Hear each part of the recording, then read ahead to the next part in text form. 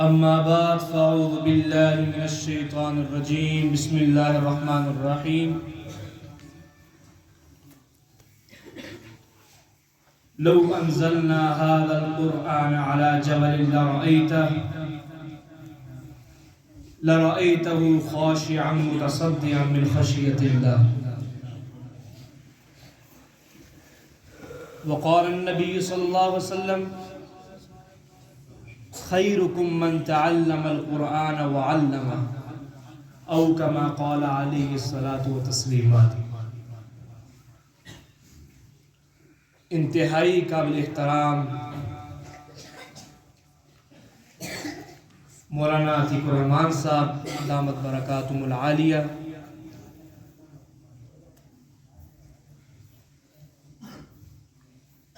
قاری عبدالوحید صاحب دامت برکاتہم العالیہ، حاجی عبدالرشید صاحب، قاری غلام رسول صاحب، اور بالخصوص آج کی اس محفل کے مہمان خصوصی ہم سب کے سروں کے تاج حضرت مولانا مفتی کفایت اللہ صاحب دامت برکاتہم العالیہ.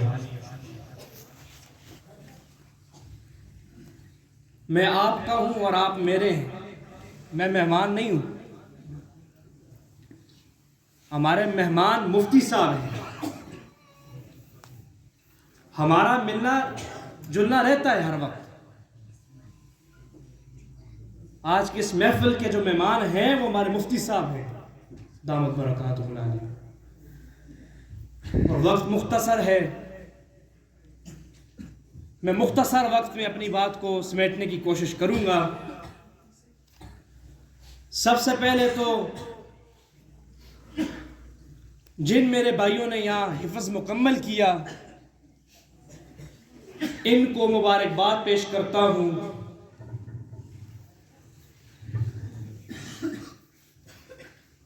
اور بھائی ہونے کے ناطے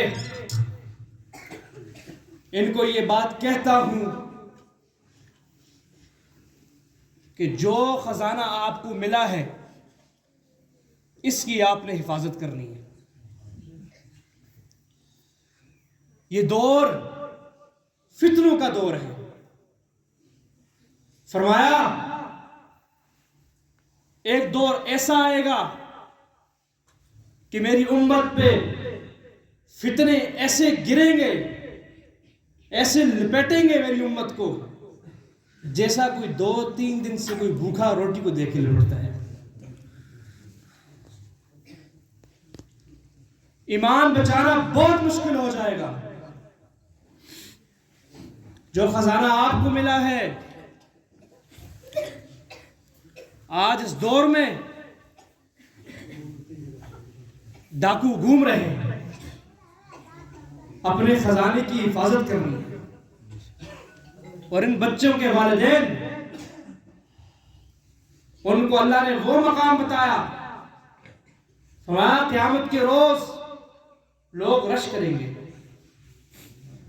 بولیں یہ کون ہے جس کے سر پہ اللہ نے ایسا تاج رکھا ہے جس تاج کی روشنی سورج سے کئی گنا زیادہ ہے. اور آواز آئے گی یہ حافظ قرآن کے والدین ہیں. حافظ قرآن کا بہت بڑا مقام ہے. اور جیسا کہ میں نے کہا فضیلت قرآن کا جو موضوع ہے یہ ایک ایسا موضوع ہے کہ اشجار عالم کو قلم بنا دیا جائے، ساری دنیا کے درختوں کو قلم بنا دیا جائے، 7 سمندروں کو سیاہی بنا دیا جائے. اس موضوع وہ اشجار عالم تو فنا ہو سکتے ہیں، 7 سمندر تو خشک ہو جائیں گے، لیکن اس موضوع کی تکمیل نہیں. آج ہماری امت فرقوں میں بٹ گئی ہے. آج فتنہ ہم پر غالب آ رہا ہے. اس کی صرف ایک ہی وجہ ہے، ہم قرآن سے دور ہو گئے. ہم نے اللہ کے احکامات کو بلا بیٹھا. کئی سب کہا کرتے تھے جب میں جوانی میں دور دراز پہاڑوں میں جاتا تو گھروں سے قرآن کی تلاوت کی آواز آیا کرتی تھی، اور آج گھروں سے ٹی وی کی آواز آتی ہے، موبائل کی آواز آتی ہے، قرآن پڑھنے والے نہ رہے۔ جب قرآن پڑھنے والے نہ رہے تو برکات بھی اٹھ گئی۔ آج معاشرے میں شراب زنا عام ہو چکا ہے، سود عام ہو چکی ہے، بے حیائی عام ہو چکی ہے۔ اس کا نتیجہ یہی نکلا کہ ہم نے قرآن کو بھلا دیا۔ فرمایا قرآن سے یاری لگا لو، دوستی لگا لو۔ یہ جو آج آپ سائنس پڑھتے ہیں، بیولوجی پڑھتے ہیں، کیمسٹری پڑھتے ہیں، فلاں فلاں، یہ سب ان نے قرآن سے کاپی کیا ہے، ان کی اپنی ریسرچ کوئی نہیں، سب قرآن سے۔ فرمایا اگر آپ کا دل چاہتا ہے کہ آپ اللہ سے باتیں کریں تو آپ نماز پڑھیں، جب آپ چاہتے ہیں کہ اللہ آپ سے بات کرے تو آپ قرآن پڑھیں۔ میں ایک بار قرآن مجید کو پڑھ رہا تھا، میں نے قرآن سے پوچھا، اے قرآن ذرا یہ تو بتا تیری زبان کیا ہے؟ قرآن نے جواب دیا بلسان عربی مبین، میری زبان عربی ہے۔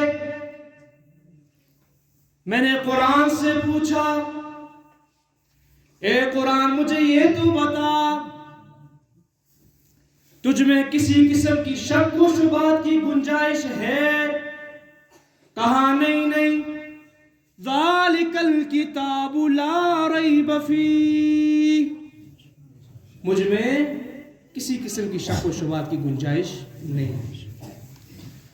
میں نے کہا اے قرآن تو مجھے یہ بتا ذرا تیری حفاظت کی ذمہ داری کیا ہے، کس نے اٹھا رکھی ہے؟ قرآن نے جواب دیا اِنَّا نَحْنُ نَزَّلْنَا الذِّكْرَ وَإِنَّا لَهُ لَحَافِظُونَ، میری حفاظت کی ذمہ داری خود خالق نے اٹھا رکھی ہے۔ میں نے قرآن سے پوچھا تو کہاں رہا؟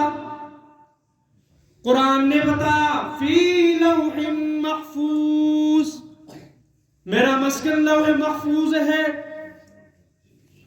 میں نے قرآن سے پوچھا تجھے کس نے بھیجا؟ قرآن نے جواب دیا تنزیل من رب العالمین۔ میں نے قرآن سے پوچھا تجھے کس نے لایا؟ قرآن نے جواب دیا نزل به الروح الامین، مجھے جبرائیل لایا۔ اے قرآن تو کس پر آیا؟ قرآن نے جواب دیا نزل علی محمد، میں محمد پر آیا صلی اللہ علیہ وسلم۔ میں نے قرآن سے پوچھا تو کس مہینے میں آیا؟ قرآن نے جواب دیا شہر رمضان الذی انزل فیہ القرآن۔ میں نے قرآن سے پوچھا تو کس رات میں آیا؟ قرآن نے جواب دیا اِنَّا أَنزَلْنَاهُ فِي لَيْلَةِ الْقَدْرِ۔ میں نے قرآن سے پوچھا، توجہ، میں نے قرآن سے پوچھا تو آیا تو کیوں آیا؟ قرآن نے جواب دیا ہدی للناس، میں انسانیت کے لیے ہدایت بن کر آیا۔ ہائے ہائے، اے قرآن تیرے چاہنے والے نہ رہے، اے قرآن تیرے چاہنے والے نہ رہے، جن کے لیے تو چاند تھا وہ ستارے نہ رہے۔ اس لیے قرآن کو تھام لو، کامیاب ہو جاؤ گے۔ جیسا کہ میں نے لو انزلنا هذا القرآن على جبل لَرَأَيْتَهُ خَاشِعًا مُتَصَدِّعًا مِّنْ خَشْيَةِ اللَّهِ. قرآن کہتا ہے اگر مجھے پہاڑوں پہ اتار دیا جاتا، قرآن خود کہہ رہا اگر مجھے پہاڑ پر نازل کر دیا جاتا، مجھے اتار دیا جاتا، تو قرآن کہہ رہا ہے خاشعا متصدعا من خشیت اللہ، پہاڑ پھٹ کے ریزہ ریزہ ہو جاتا، قرآن کی تجلیات کو برداشت نہ کر سکتا. اب اختلاف کرنے والے نے یہاں اختلاف کر دیا. سوال ہو اگر قرآن، اب پہاڑ ایک ایسی چیز ہے، ہم لوگوں کو مثال دیتے ہیں، یار فلانے نے جگرا پہاڑ جیسا جگرا ہے، فلاں اتنا بہادر ہے. پہاڑ کو زمین میں اللہ نے اس لیے گاڑا، یہ زمین کی میخیں ہیں. جب زمین کو مکمل کیا بنا کر تو یہ زمین کانپتی تھی، تو اللہ نے مضبوطی کے لیے پہاڑوں کو یہاں بنایا، پیدا کیا پہاڑوں کو.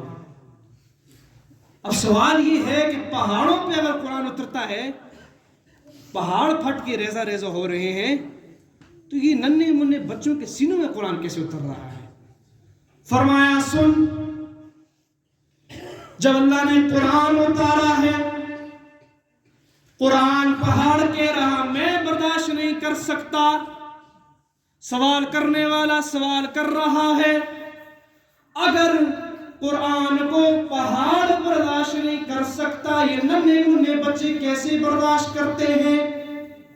اس کی تجلیات کو کیسے برداشت کرتے ہیں؟ فرمایا، جواب دیا ہاں قرآن تو اتارا ہم نے منتقل بھی کیا، لیکن قرآن کے ساتھ ہم نے کملی والے کو بھی بھیجا. سب سے پہلے قرآن کس کو اترا؟ کس کے سینے میں منتقل ہوا؟ میرے اور آپ کے مصطفیٰ صلی اللہ علیہ وسلم کے سینے میں منتقل ہوا.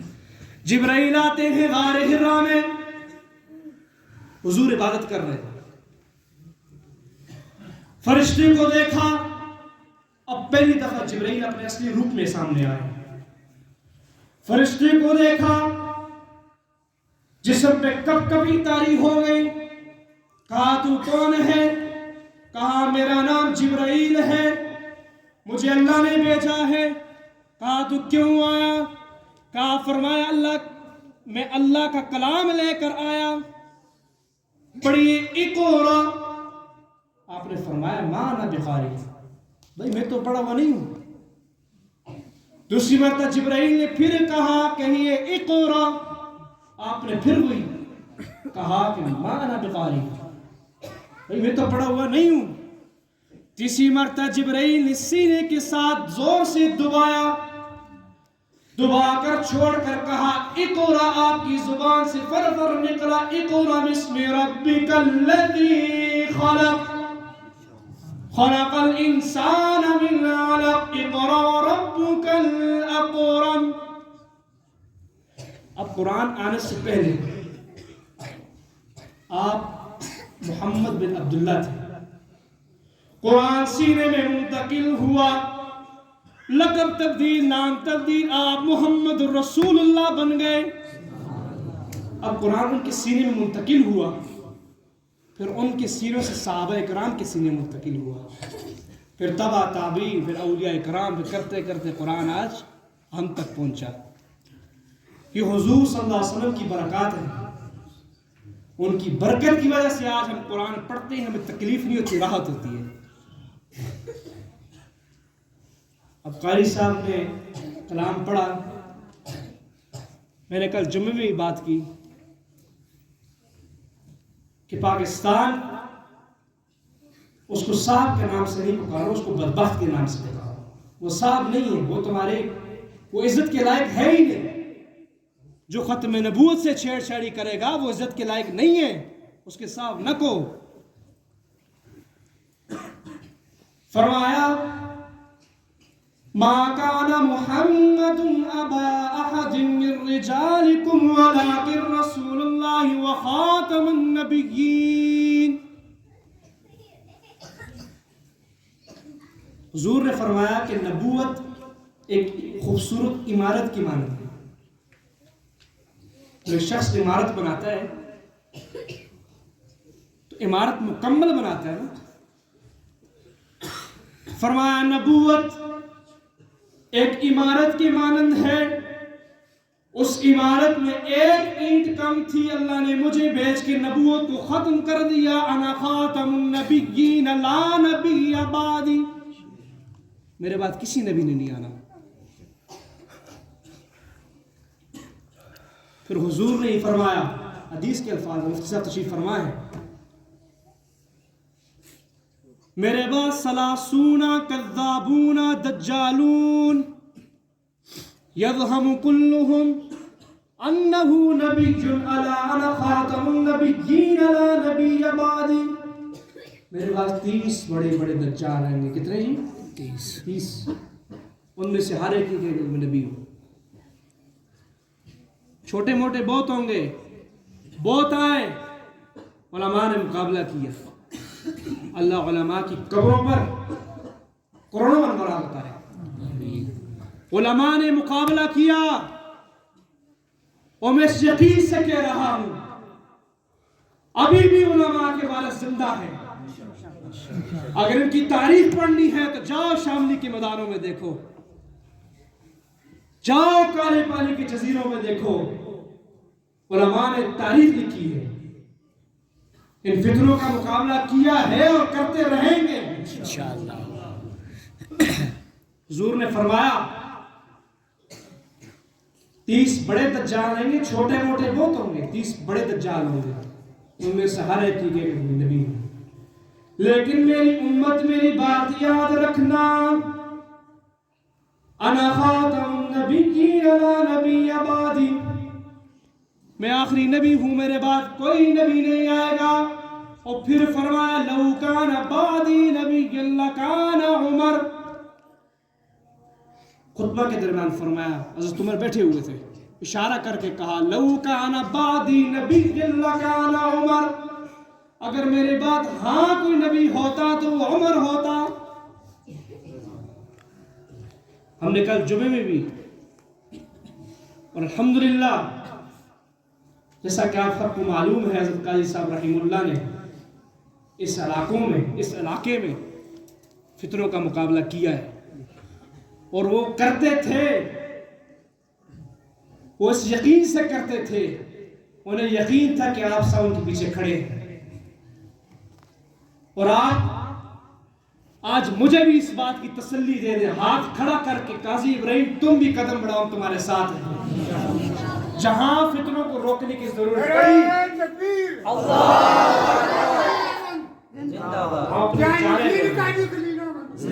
اپنی جانیں دیں گے. پہلے بھی دی ہیں علماء نے. میں تو خود طالب علم ہوں، لیکن ہم بھی جانیں دیں گے. جب حضور کی ختم نبوت کی بات آ گئی تو ہم پیچھے نہیں ہٹیں گے. میں نے کل بھی کہا ہمارے 1973 کے قانون میں آرٹیکل 298C اور 298B کے تحت ان بدبختوں کو پاکستان کی اسمبلی نے کافر قرار دیا. وہ بھی ہمارے علماء دیوبند کی محنت کی وجہ سے. حضرت مولانا مفتی محمود صاحب رحمۃ اللہ علیہ، اللہ پاک ان کی قبر پر کروڑوں انوارات اتارے، جنہوں نے بہت محنت کی اور پھر ان کو کافر قرار دیا گیا. اور ساتھ اس قانون میں لکھا ہوا ہے کہ یہ اپنی عبادت گاہ کو مسجد نہیں کہہ سکتے، یہ اپنی اذان نہیں دے سکتے، یہ اپنے مذہب کو اسلام نہیں کہہ سکتے، اور یہ اپنے مذہب کی تبلیغ نہیں کر سکتے. تو آج بدبخت اٹھتا ہے اور ان کو لکھ کے دیتا ہے، اجازت دیتا ہے جاؤ تم مذہب کی تبلیغ کرو. وہ بھائی مسلمان زندہ ہیں، ہم زندہ ہیں. ہم نے پہلے بھی مقابلہ کیا ان بدبختوں کا، ہم کرتے رہیں گے انشاءاللہ. اس مجلس میں ہر شخص یہ کہتا ہے کہ سب بیٹھے ہیں. میں آپ سے پوچھ، آپ کی جان بھی قربان، آپ کا مال بھی قربان اور آپ کی اولاد بھی قربان. ایسا ہی ہے انشاءاللہ نا. انشاءاللہ اللہ رب العزت ہم سب کے حال پر رحم فرمائے. اور جیسا کہ ابھی شعبان شروع ہے، میں نے کل بھی جمعہ میں بات کی ہے، کل دن گزر کے جو رات آئے گی شب بارات، بہت بڑی رات ہے. اس رات کو قیمتی بنانا ہے. رمضان کی تیاری شروع کر دیں. حضور صلی اللہ علیہ وسلم رمضان کی تیاری پہلے سے کر لیا کرتے تھے، اس لیے رمضان کی تیاری شروع کر لیں. اور اس رات کی بہت بڑی فضیلت ہے. اور یہ آج کل یہ حلوے پکانا، یہ چراغ کرنا، یہ آتش بازی کرنا، بھائی اس سے اسلام کا کوئی تعلق نہیں، یہ بدعت ہے. اس لیے آپ نے حقیقی معنی میں عبادت کرنی ہے، نمازیں پڑھنی ہے، اور ہو سکے اس مہینے کے اندر زیادہ سے زیادہ روزے رکھیں. فرمایا اس رات کی فضیلت اور شب قدر کی فضیلت ایسی ہے، اللہ رب العزت اتنے لوگوں کی مغفرت کرتے ہیں جتنا قبیلہ قلب کی بکریوں کے بال ہیں. اب قبیلہ قلب عرب کا وہ قبیلہ تھا جس قبیلے کے پاس بہت زیادہ بکریاں تھیں، وہ گھنے والوں والی بکریاں تھیں. فرمایا اللہ قبیلہ قلب کی بکریوں کے جتنے بال ہیں اتنے لوگوں کی مغفرت کرتے ہیں. اس لیے انشاءاللہ اللہ سے دعا گو ہے کہ اللہ پاک ہم سب کو عمل کرنے کی توفیق عطا فرمائے اور ہم سب کے حال پہ رحم فرمائے. میں آخر میں حضور کی شان میں شعر پڑھ کے آپ سے اجازت چاہوں گا. وہ نبیوں میں رحمت لقب پانے والا، وہ نبیوں میں رحمت لقب پانے والا، مراد غریبوں کی برلانے والا، مصیبت میں غیروں کی کام آنے والا، وہ اپنے پرائے کا غم کھانے والا، خطا کار سے درگزر کرنے والا، بدندیش کے دل میں گر کرنے والا، مفازت کو زیر و زبر کرنے والا، مفازت کو زیر و زبر کرنے والا، قبائل کو شیر و شکر کرنے والا، وہ نبیوں میں رحمت لقب پانے والا. وآخر الدعوان الحمدللہ رب العالمین.